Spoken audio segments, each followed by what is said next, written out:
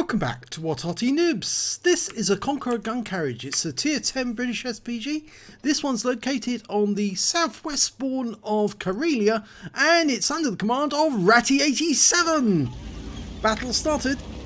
Well, Ratty's been away for a while. He hasn't been playing the game for a few months. Yes, some players do actually play other games. They don't just play World of Tanks all the time. Not unless they're really boring like me. I only play one game really. Yes, sad, I know. Well, Ratty's driving around the Conqueror Gun Carriage, which is based on the Conqueror tank. It didn't actually get built, but it does have rather a large howitzer. 9.4 inch gun, I believe, 233.7 millimeters, and it will do 1200 alpha. And it's got a fantastic trajectory, which is, well, almost parabolic, you might say. Shells almost seem to rain down from above. Rounds out. Oh, look at that. He hit 4 tanks with one shot. Masses of damage. The enemy really felt that shell. Now, it does have rather a long reload time, so he's going to have to wait a little while for it to put another shell in the tube. But as soon as he's got one in the barrel, he will open fire again. And given that a number of them are still exhibiting stun from the last shot, I think they're going to be pretty upset when they get stunned again. He's aiming towards that 260, rounds out, and, well, he stunned him and the Object 430. And the Object 140 of the enemy team just got taken out by one member of our team. There he is, the Object 430U took out their Object 140. Okay, well, it seems they're all bunching together on the other side of that hill, and, well, 2 of them have just gone down, so that means that Ratty's decided instead he's going to fire at this IS-7, a little further away, but obviously it's the tier 10 heavy tank. It's a tier 10 game. Rounds out, and long time for the shell to come down, and it lands a little way off, so he doesn't actually get any actual damage, only stun damage, as the IS-7 was hit directly after the shell stunned him. Okay, he's changing position. Does help to actually change position every now and then, not to actually, you don't have to do it all the time. There's certain maps where I do advise people to change their position regularly. In fact, there's one map which I believe you have to change your position every shot. You have no choice, and that is Lakeville. And the reason is that it's just too easy to counter battery on Lakeville, and so anyone who stays in the same spot is asking for trouble.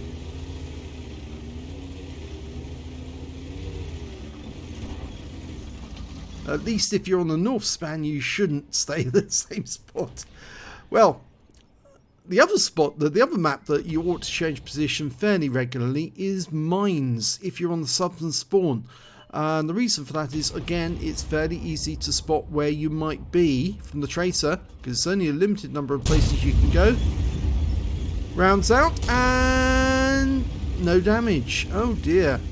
Again, another shell without any damage. That IS-7 is almost out of hit points. Only 6 left.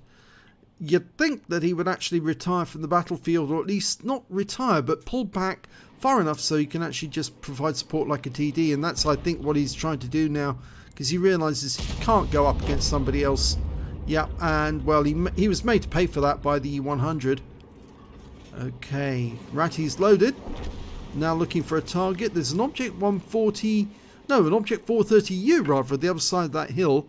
But he hasn't popped up yet. If he does, the 100 will tell us. There he is. Rounds out. And that's a nice hit there for 349. And the T-92's nearby as well. Okay, it's changed position.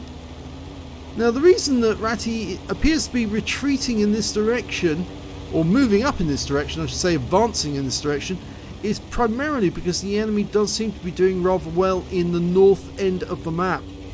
As you can see, our guys on the west side have not been very successful in holding the enemy back. Oh, very difficult to get up that slope there.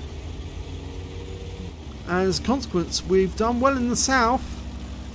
The horseshoe's ours, but the problem is that now we've got a Leopard, a Type 5 Heavy, and a Death Star about to defend our cap area. But Ratty's more interested in what's going up ahead of him. And he's now aiming towards that rock with a bush alongside it. There's nearly always somebody in TD mode there. Fires a round in and it falls short. Well short. And I've been getting a lot of that recently. You aim at a specific target, you're fully dialed in, and the shell falls short. And it's like falling short by about 30 or 40 meters short. In which case the shell's almost nowhere near the target. It's almost falling outside the reticule. In fact, sometimes it does.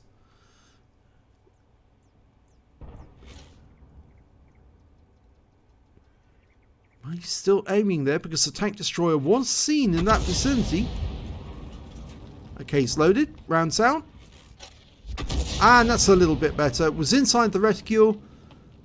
Landed just behind the rock. If there was a TD there, he's probably heavily stunned by now.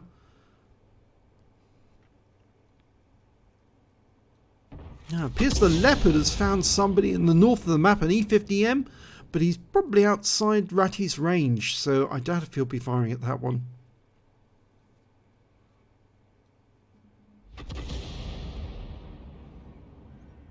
Oh, he might be able to. He might be able to. It's just within range, actually. You can tell it's almost at maximum range when the reticule goes ovoid in shape, and then it'll flatten out altogether at maximum range. So he's just within range, actually. And he's going to try and lob a shell into the E50. He fires a round in, and does he get any damage?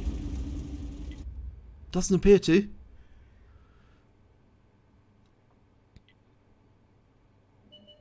Ah, there was a T110E4 behind that rock, and he just got wiped out by a shot from a ship barn.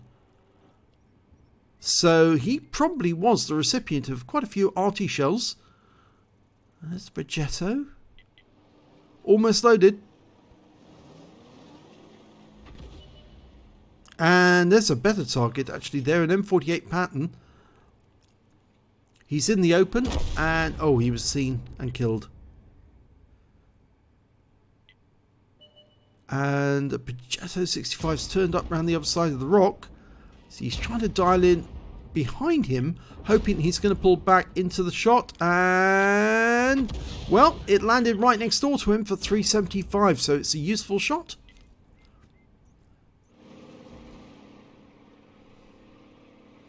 Okay, we've got a Jaegeru hiding behind the rock.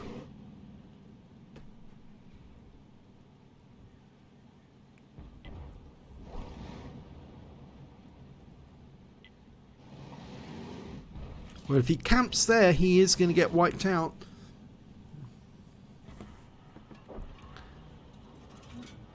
Rounds out. Long flight time.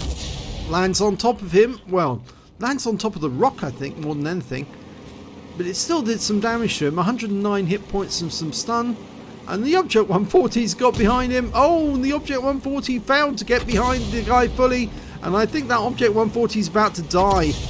Yeah, I think he is actually about to die. Oh dear. It's going to be a horrible death. Oh! The Jaegeru went down to an E100, saving the Object 140 temporarily until the Batchat got him instead. But it kind of indicates that the Batchat, who was located at the grid square E9, is no longer there. We can see the T-92's moved up without being molested, so Ratty's decided to do the same.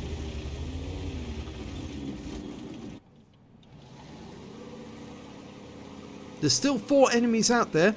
The Progetto and the Batchat are the 2 tanks. There's 2 Arty, a Batchat 155-58 and a T-92.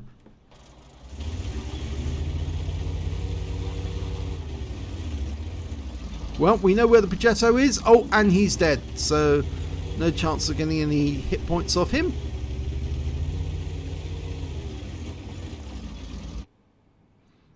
Okay, they're indicating the enemy Arty might be in grid square A0.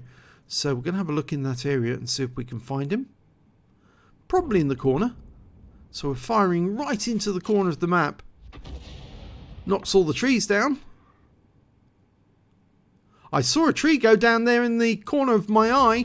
So I suspect that one of the Arties is moving south. Yes, somebody else saw it as well.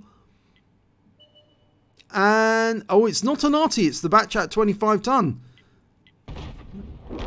He doesn't last very long either. The ship barn gets him too.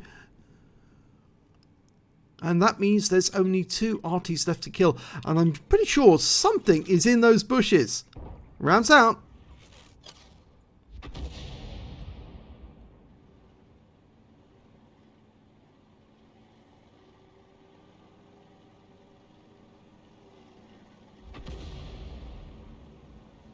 Oh, one of the Arties has just been killed. Yes, there's the Batchat, and he's dead.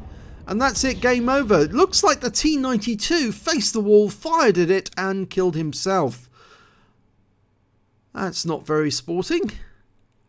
And rather idiotic thing to do, because there's still hit points to be gained by fighting the enemy. Let's have a look at the end of battle stats.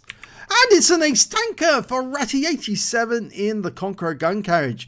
He managed to get a bruiser medal for getting at least 5 critical hits. He got 20 in this one. And he got a Confederate for hitting more of the enemy than anyone else on his team. These 6 tanks subsequently taken out by other teammates. And you can see in this game, he didn't get any kills whatsoever. But did he touch that T110E4? Yes, he did. Those shots he fired at that rock, at the bush rather, 413 hit points of splash. And it looks like he did it twice because it's got 2 stuns there. So, yes, very effective indeed. So, let's have a look at team score. Well, when it came down to it in the end, he was second on damage. The shipman was the high scorer with 4,045 hit points. The Conqueror Gun Carriage got 3,654. And after that, the Object 277 got 3,063. These were the only 3 players who managed to get above 3,000 hit points in total.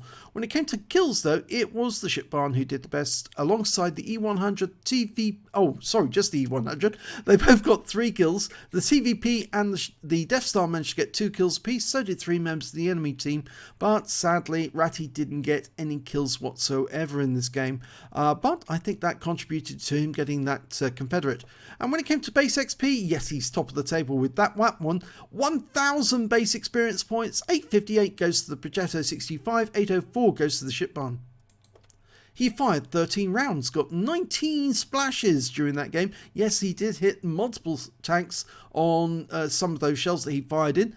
3,654 hit points, all of it at more than 300 meters. He damaged 11 of the enemy, no kills though. 3 hit points of damage assistance, but 2,976 hit points of stun assist off 19 stuns.